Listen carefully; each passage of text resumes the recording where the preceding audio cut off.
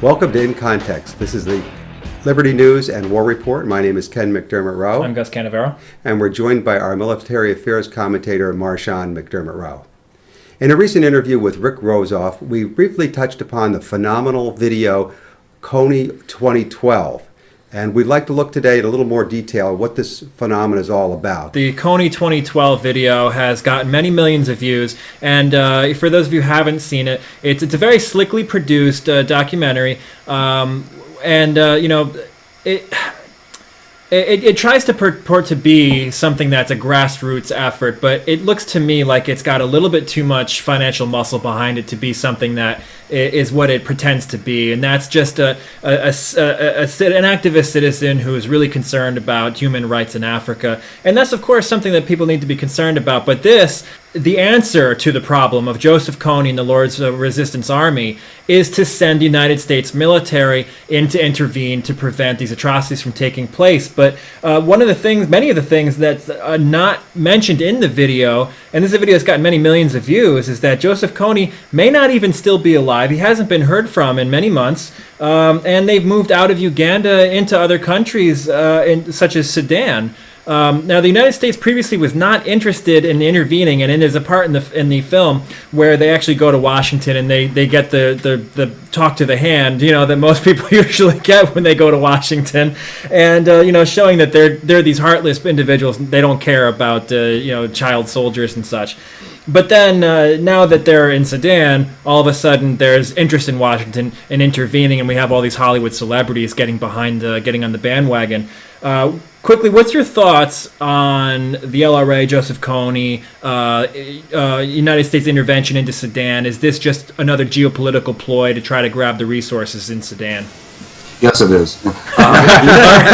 Just simply, but you characterize, your background is perfect. It truly is. It places things in absolute correct perspective. And this comes on the heels, of course, of the Obama administration deploying an initial contingent of over 100 Special Forces troops to Uganda, Central African Republic, Democratic Republic of Congo, the general area, ostensibly to exclusively, fight against the Lord's Resistance Army. This would be the first, openly acknowledged military campaign in Africa since the war against Libya last year by the United States, and its latest, the first post-Cold War overseas military command, U.S. Africa Command.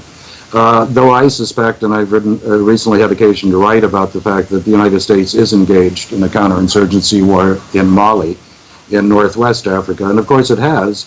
A large military base in Djibouti in Northeast Africa, the Combined Task Force Horn of Africa. And the fact that this video surfaces precisely at the time where Washington is starting a counterinsurgency operation comparable to what it's been doing in the Philippines, incidentally. And this would be a test case, I suppose, and this Kony video is a perfect public relations effort to legitimize that effort. That's right. The group who put out the video is called Invisible Children, and the video, which has gotten at last count 76 million views, which is a phenomenal amount of views in a very short period of time. And put up the banner here. The video was only uploaded on March 5th, and to get 76 million views for a political operation in that short period of time, I think it's pretty phenomenal. Normally, you get something that's a funny video of someone either hitting someone else on the head with a brick, or maybe cursing, or little kids swearing, something like that. Those usually get tens of millions of views because that's what really caters to the American attention span. But for something like this, especially a half-hour documentary about the turmoil going on in the world, pretty phenomenal, I think. At first glance, looking at this video, it's a very slickly produced video. I did research into them and found that they were getting funding from USAID, which is a known CIA front, though any mentions of USAID on their website have been scrubbed as far as I can tell. That was at last look.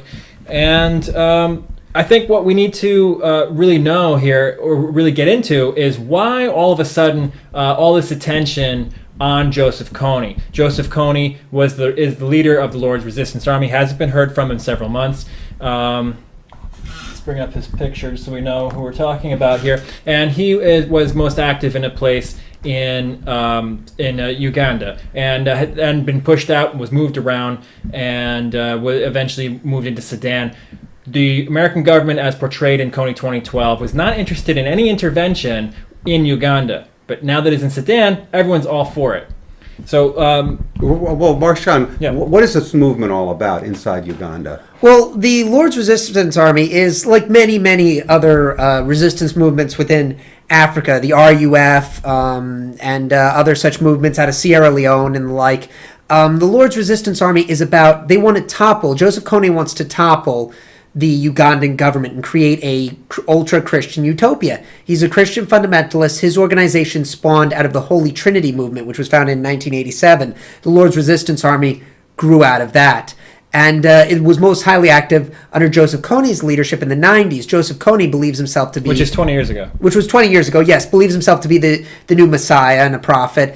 And his army has been involved in some of the worst atrocities, mutilations, the chopping off of limbs, cutting off of lips and ears. Yeah. But what I find fascinating is he was doing this in the 90s.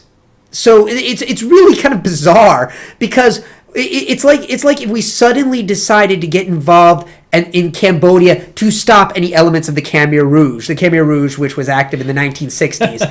It's bizarre. Better late than never. Better late than never, yeah. It's really bizarre when you look at it. It's like, we're going to go into Vietnam and stop the Viet Cong. The war's over. And at this point, he knows no longer believed to be in Uganda? Well, the Ugandan army, which has been getting funding from the United States, fought against Joseph Kony in the 90s and early 2000s, forced him into hiding. He fled across the border into the Congo, fought the Congolese, then the Central African Republic, and then the Southern Sudan. Now, the whole while, what's been keeping Joseph Kony alive, because he has no popular support, he's despised, he's a despot, he's been getting supported by the Sudanese government to fight against the Ugandans, who the Ugandans support the independence of South Sudan. Now, This is the government of Sudan in Khartoum that's allied with China. Exactly. So it's vicariously the Chinese are fundamentally supporting, because Khartoum doesn't move without permission from the Chinese. The Chinese were supporting the Lord's Resistance Army because we support the Ugandan government. Now, why do the Chinese have such an interest in Sudan?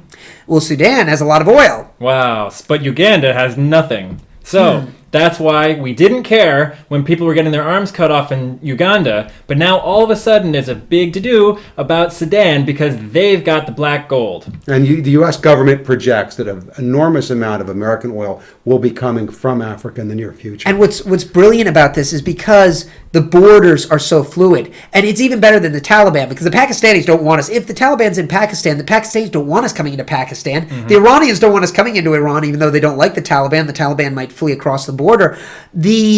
What's really interesting is the Lord's Resistance Army crosses what is fundamentally a very fluid border between Uganda, Central African Republic, the Congo, and South Sudan. And he's so hated and feared. He's the great boogeyman.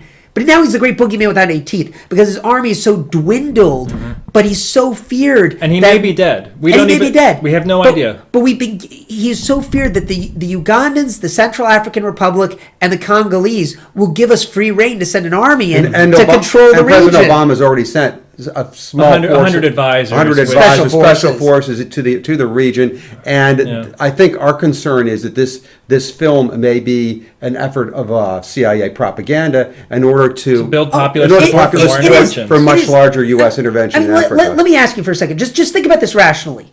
Why on God's earth, when UN Human Rights Watch in the 90s, UN Human Rights Watch was saying, we have these atrocities going on, the RUF is murdering people in Sierra Leone, we have people getting their lips and faces chopped off, and the Lord's Resistance Army is doing all this horrible stuff in the 90s.